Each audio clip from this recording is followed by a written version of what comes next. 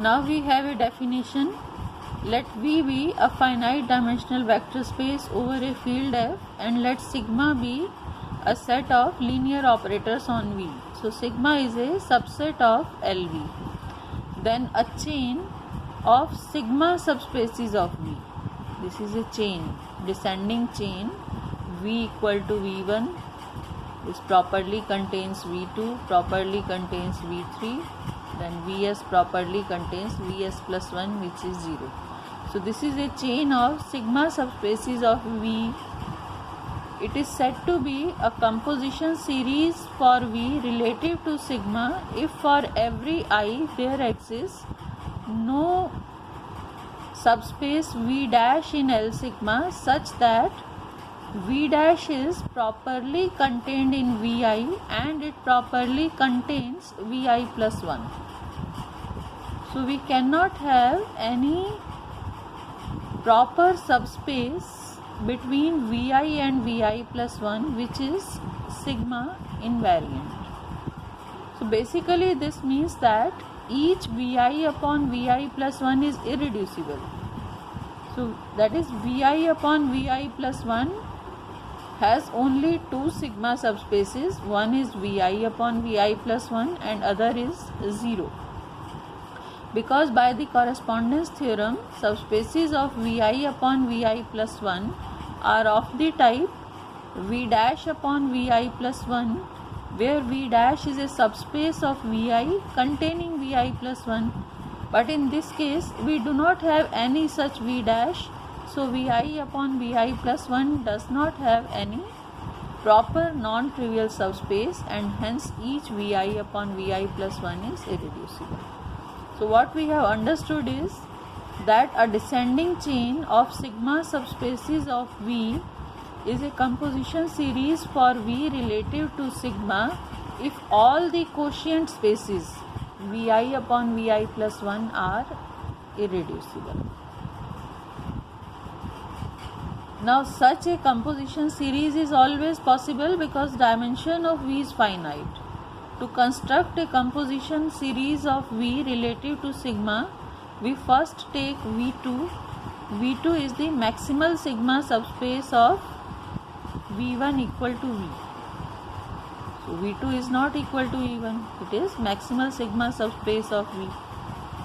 So that means between V2 and V1 we do not have any other sigma subspace of V.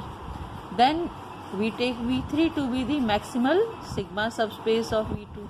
So between V2 and V3 we do not have any other sigma subspace, and we keep on doing like this because dimension of V is finite. So ultimately we will end with the trivial subspace. So this will be a composition series of V relative to sigma.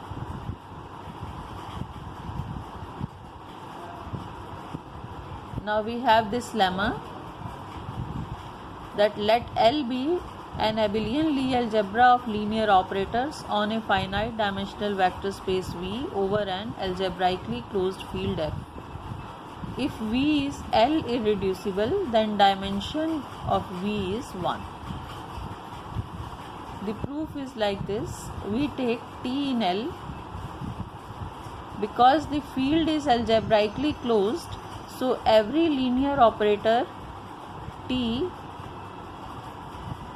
on V has a non-zero characteristic vector. So T belonging to L has a non-zero characteristic vector x. That means Tx is equal to alpha x for some alpha in F. Then this V alpha is the characteristic subspace of V corresponding to the characteristic value alpha. That means V alpha consists of vectors V in V such that Tv is equal to alpha V. So these are characteristic vectors of T relative to characteristic value alpha.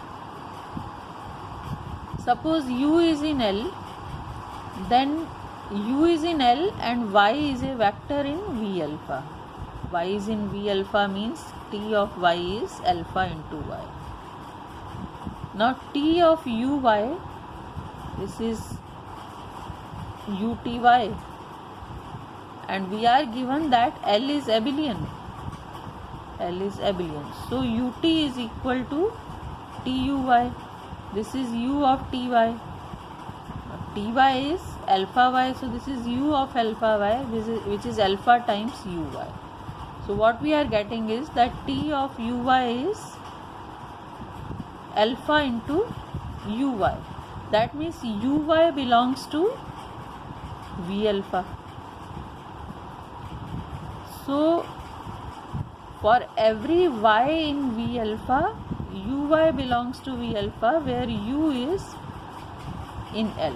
So that means V alpha is an L subspace of V, but V is L irreducible. So the only L subspaces of V are V and 0. Now this V alpha is definitely not equal to 0 because the vector x, which is non-zero, belongs to V alpha. So V alpha is not equal to 0, so V alpha is equal to V. V alpha equal to V gives us that TV is equal to alpha V for all V in V, and hence T is alpha times the identity operator. So T is a scalar multiple of the identity operator. So every T belonging to L is alpha I for some alpha in F.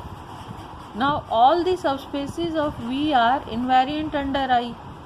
So this means that every subspace of V is invariant under T for every T in L.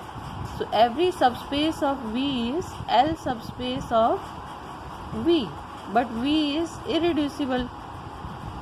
So the only L subspaces of V are V and 0.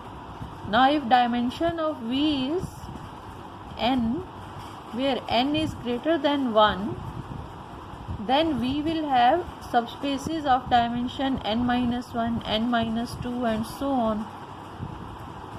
But V has no subspaces other than V and 0. So that means dimension of V should be 1.